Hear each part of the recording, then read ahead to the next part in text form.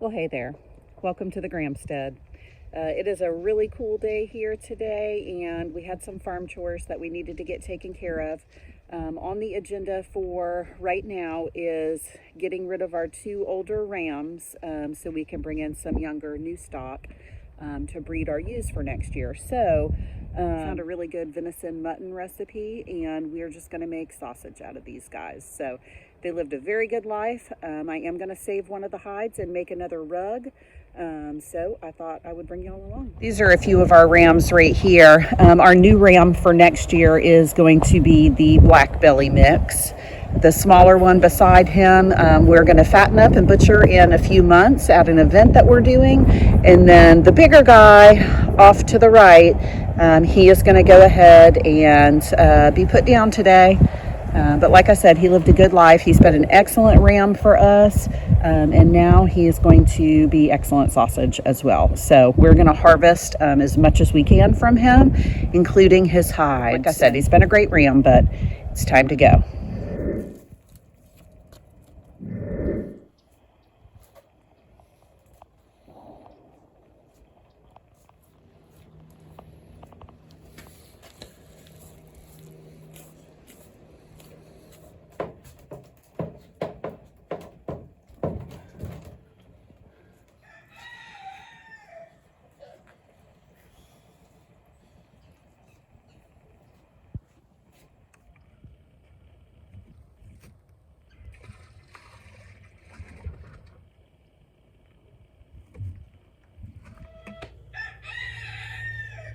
All right, y'all. Well, my phone died. I didn't get the rest of us skinning out the rest of that lamb, but we did get the hide pulled off. Went ahead and just put it in the walk-in cooler. I did put a little bit of salt on it just to kind of hold it over, but it's been in the walk-in cooler. So today I've got a little bit of free time. I'm gonna pull it out of there and go ahead and start fleshing the rest of it out. And I wanted to show y'all, this is my fleshing knife. It's not a real high quality steel, which is why it's a little rusty, but I like it because it's not super sharp. It's small, it fits right in the palm of my hand, but you can really get in there at like a good angle with this type of a knife, and it's not so sharp that it's going to tear the hide up. So this is the tool that I'm going to use. All right, into the cooler we go. There's the ram lamb. Pretty decent size, pretty happy with that. And here's the hide. It's looking rather yucky. It's really wet. It's really gross. So this is all the flesh that I was talking about. I don't normally like to have this on here when it gets skinned, but we had a hard time skinning this one because the wool is so thick. I mean, you see how high up it sits off the table. So it was really kind of hard to pull down like we normally do. So no big deal. I just have a little bit of work to do. Let's get this hide out of here.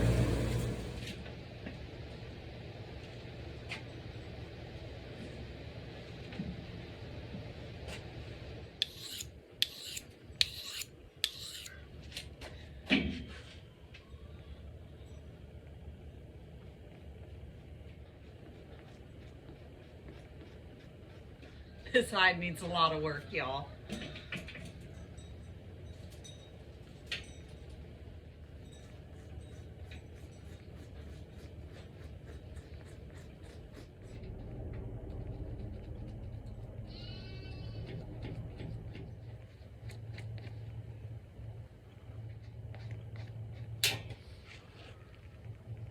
Just a quick word of advice. If you are skinning an animal that you want to save the hide on, and as you're skinning it, you're seeing this really thin layer stay on the hide instead of staying on the carcass, slow down a little bit and take your time and really do a good job of skinning that animal without getting this thin layer of meat on the hide still. It's a lot easier to get off when it's fresh versus when it has sat for a couple of days. I mean, granted, this was folded up in my walk-in cooler, but even though it sat for a couple of days, this flesh is a lot harder to get off So just take your time when you're skinning your animal. You'll thank yourself when you're trying to deflesh it.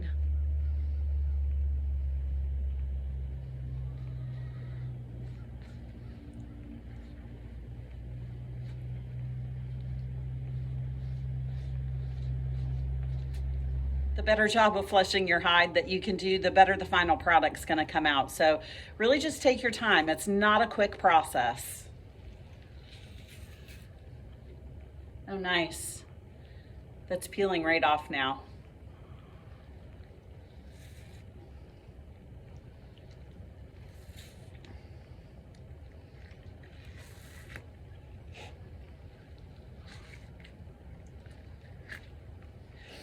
And I have found that these hides are a little bit easier to work once they've, I don't want to use the word dry, but once they've dried just a little bit, I find that they're a little bit easier to work on.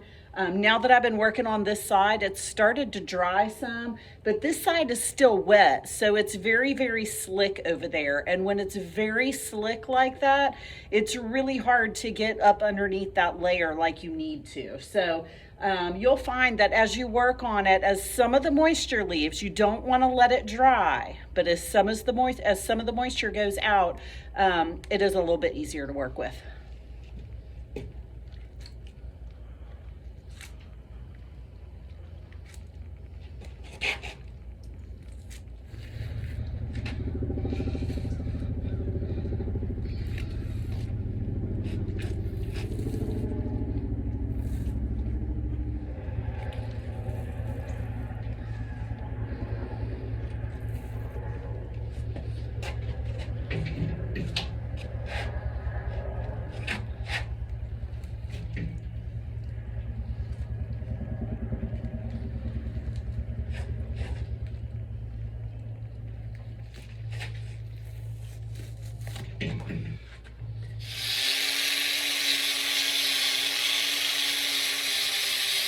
These angle grinders do work really well as long as it's a really thick, heavier hide.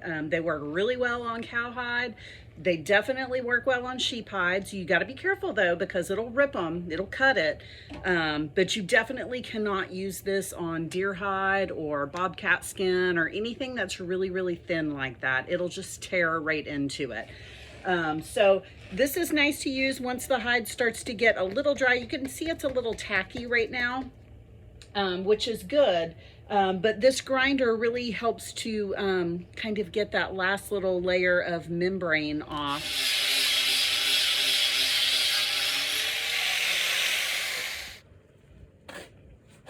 Okay. This is looking pretty good, y'all. I mean, of course, there's still little bits. But as those dry, those will kind of flake off, and we can continue to sand it a little bit more too. But see these edges down here that look funky? I'm not going to keep those, so I'm not going to worry about working on this. I'm actually going to start cutting this into the shape that I want it. This is going to be a rug for the floor, so just a little throw rug. So I'm going to go ahead and start cutting it into the shape that I want. That way I can get these edges off of here that I don't really want to worry about, you know. I mean, I'm not keeping them, so I'm not going to spend the time on them. Okay, I've got these edges all cut and trimmed up. As you can see, they look much nicer. All right, now I still have a bunch of work to do to this hide, but it's starting to get close to dinner time, and I want to go inside and make some dinner. But so far, so good. I don't have much more to do to this side. I'll probably sand it a little bit more, but this side, I've got a bunch of brushing to do on this side. So what I'm going to do right now is put a coat of neat's foot oil on it. I'm going to fold it up and put it back in the walk-in cooler until I have more time to work on it. At that point, I'm going to pull it out and I'm going to give this hide a really good wash. Because that hide is super dirty. All right, I found my jug of neat's foot oil. Now the reason why I'm going to put neat's foot oil on it is because I can't finish it right now, and as you're working on it, you do not want the hide to dry out. It'll like make the fibers lock up and it gets really stiff. So I can't work on it anymore tonight, so I'm going to put this neat's foot oil on it, fold it up and put it in the cooler. That way it stays moist until I'm ready to work on it again.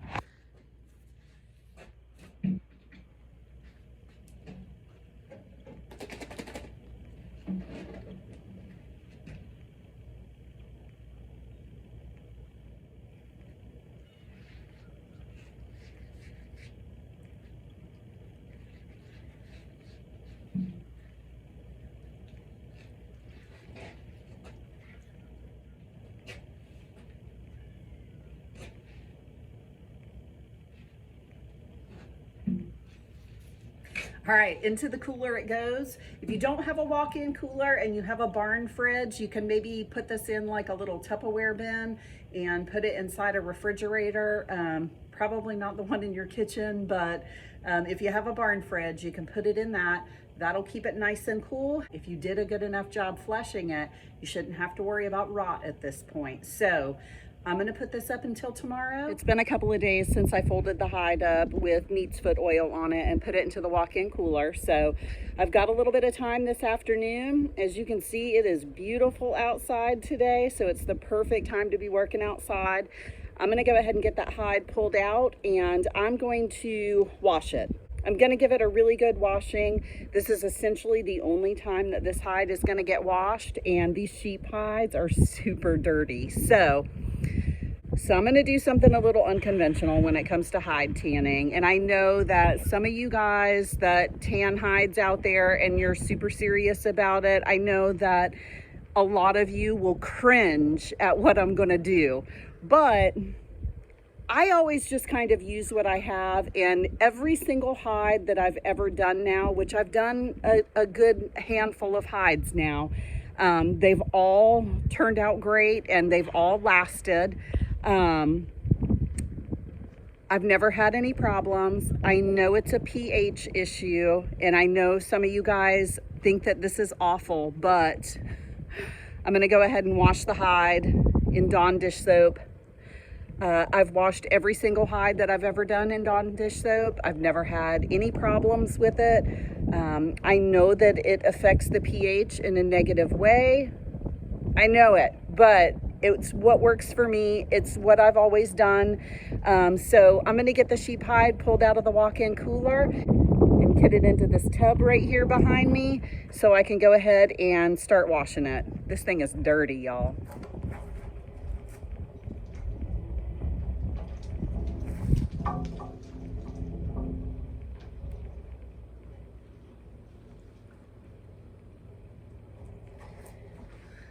It's looking really good so far. The neat's foot oil kept it nice and moist until I was ready to come back out and work on it. So definitely, if you're gonna do a project like this and you know it's gonna take you a little bit of time, definitely get you some neat's foot oil.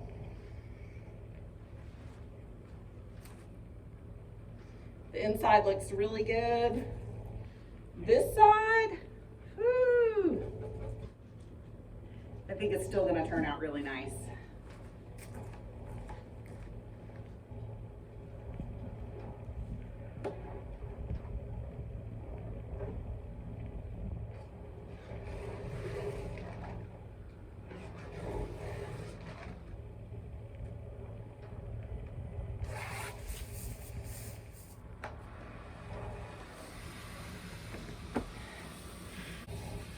I'm gonna let this tub fill up the rest of the way and really just let this hide soak for just a little bit.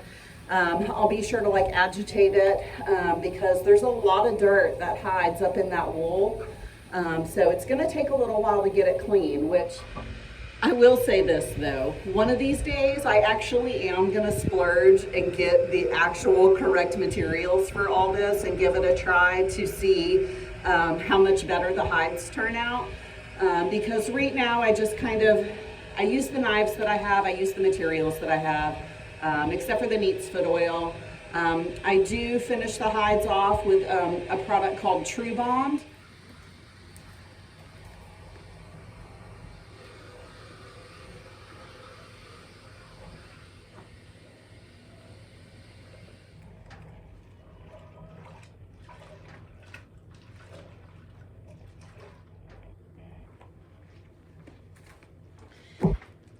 So this washing process here is really just to get like the dirt and the grime out. Sheep wool will have a lot of like burrs in it and clumps of lanolin in it and straw and grass and all kinds of stuff strewn through it. So part of the cleaning process of especially a sheep hide is brushing it. And I use the same brush that I use for my Great Pyrenees. It's one of those undercoat brushes, the shedding brushes.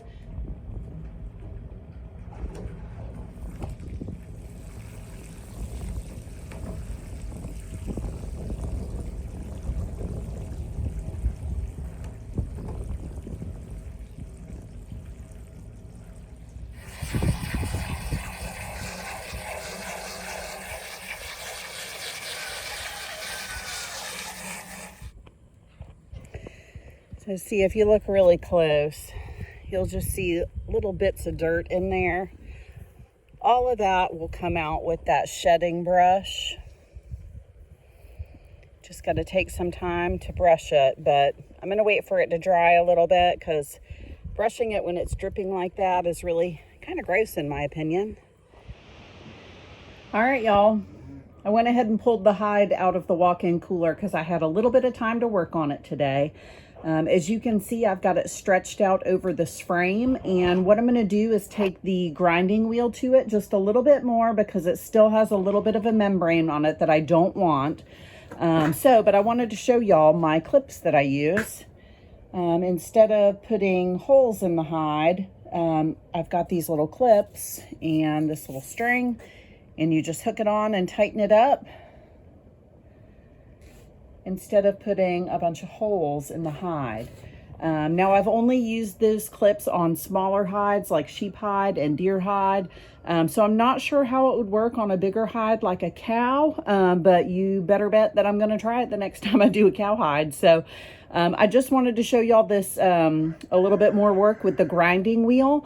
Once I get done with the grinding wheel today, this hide is going to be ready for tanning solution and to go ahead and start the drying process, to start dry scraping it and loosening it and breaking those fibers so it dries nice and soft. All right, y'all. I don't know if you can see the difference, but I've gotten it much more clean. Let me give you a closer look here. Much more clean.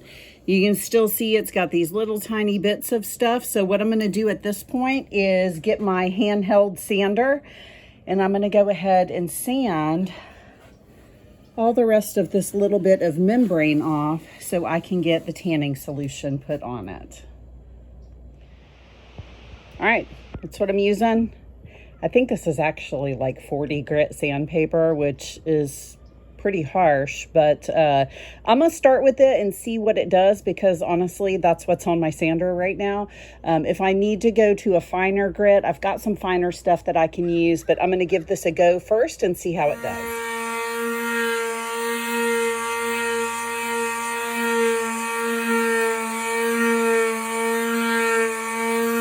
All right, y'all, that sander did a pretty fine job getting more of that membrane off of there. I've decided I am going to wash this hide one more time. From using the sander, it's just got little bits of membrane all through the hair. And this will really be the only opportunity that I have to get it clean. So, you know, I really do want to wash it one more time. Like, look at that. It's gross. I want to wash it one more time to get those little bits and pieces off of this hair. I mean, if I brushed it, a lot of it would probably come out, but I'm going to go ahead and wash it because I really want this hide to be used in my home, so I want it nice and clean.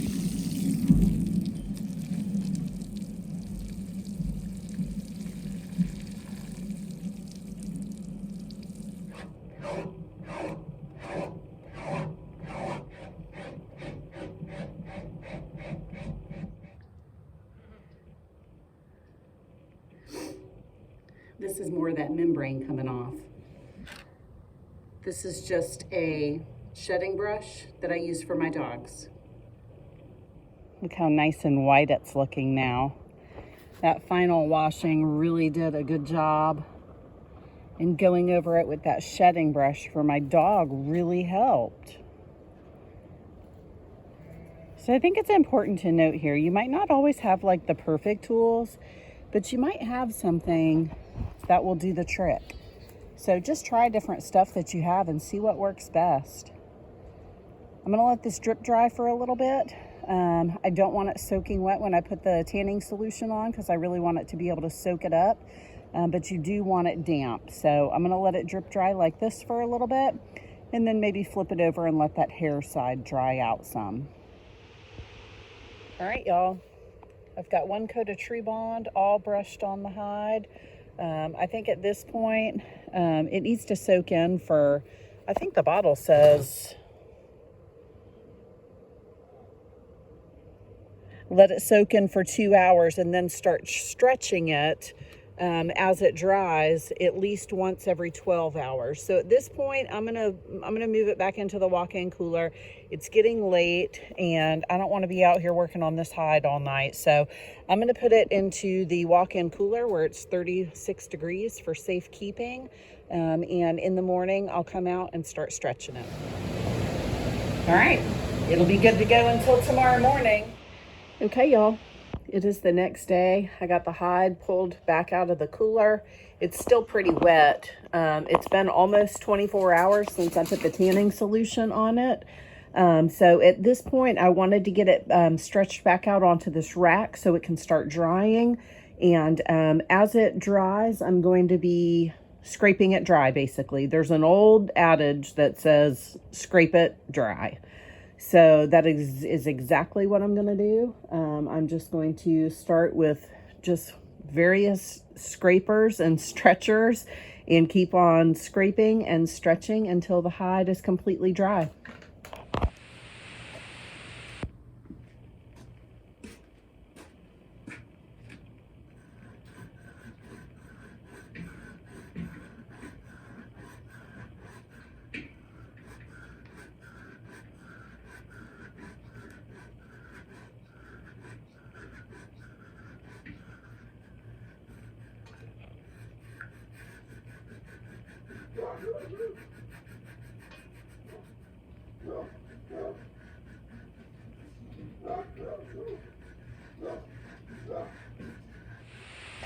All right, y'all, this hide is looking pretty good.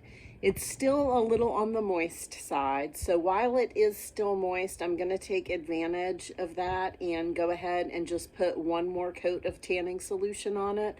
It won't hurt it at all. It's not necessary, but you do want to make sure, especially like with your thicker hides, that you really get that tanning solution penetrated into the hide.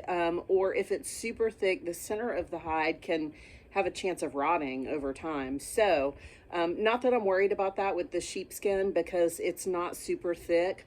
But I mean, just for good measure, I'm going to go ahead and put another coat of tanning solution on it and continue to let it dry. But this is kind of how I do my hides too. I never do it quite the same way twice. I mean, I do follow like the basic steps and the basic rules. Well, kind of, except for that Dawn dish soap. And, you know, I just kind of watch the hides as I'm working on them to kind of determine what I want to do. So it's really just kind of a play it by ear type of a thing. So I'm going to paint some more tanning solution on and let it sit for a little bit longer.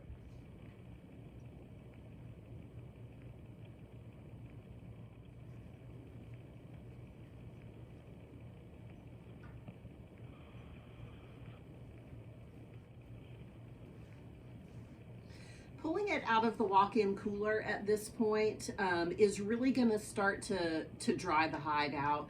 Keeping it refrigerated like that at 34 degrees really keeps it nice and moist.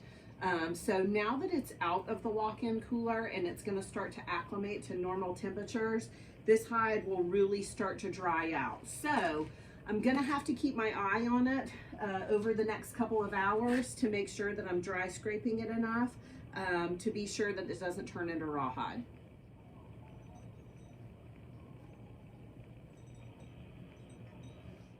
And I don't know if I showed y'all, but I am using True Bond 1000B. when I first started tanning hides, you know, I was kind of intimidated by the whole thing, and I chose to use a pre-mixed tanning solution as opposed to doing like a brain tan or a salt aluminum tan, because of the ease of it. It was something that was pre-made and ready to go, and it made it a little less intimidating when I did my first hide. So I just encourage y'all, like, if you're, you know, if you're a little intimidated by the process, pick a real simple method and some simple tools that you have on hand and just go for it and see how it goes. Every hide that you do, you'll learn a little bit more, and every hide will come out a little bit better. I will say though that one of these days I am going to try some different methods of tanning, just to see what the difference is. Now that I'm a little bit more comfortable with the process, I would like to explore some of the different methods. There's the brain tan, there's the egg yolk tan that you can do, which is supposed to be pretty comparable to a brain tan. I guess egg yolks have the same type of similar properties as a brain tanning solution does. So an egg tan is a good substitute, and easy to find, and you don't have to blend up brains. So I might try that egg tan next, and see how that goes. All right, so this is pretty well coated in. I'm going to continue to let this dry. I am going to move it a little bit because the sun's coming around, and I don't want the sun to hit it, because that is really going to make it dry really fast, and you don't want that to happen. So I'm going to move this and keep an eye on it for the next couple of hours and continue dry scraping it.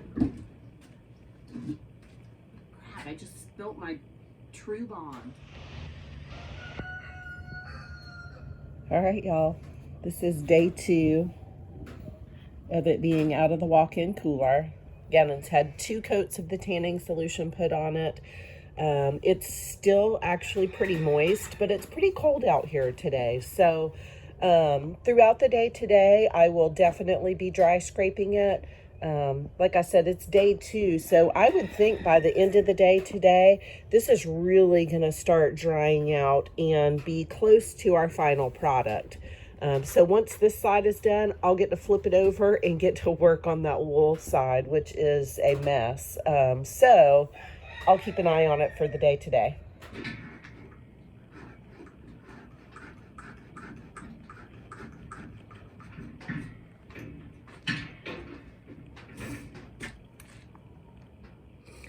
Here's my tool that I'm using right now to dry scrape this. It's actually a scraper for a hog, like if you were going to scald one. It works really well to dry scrape the sheep hide too.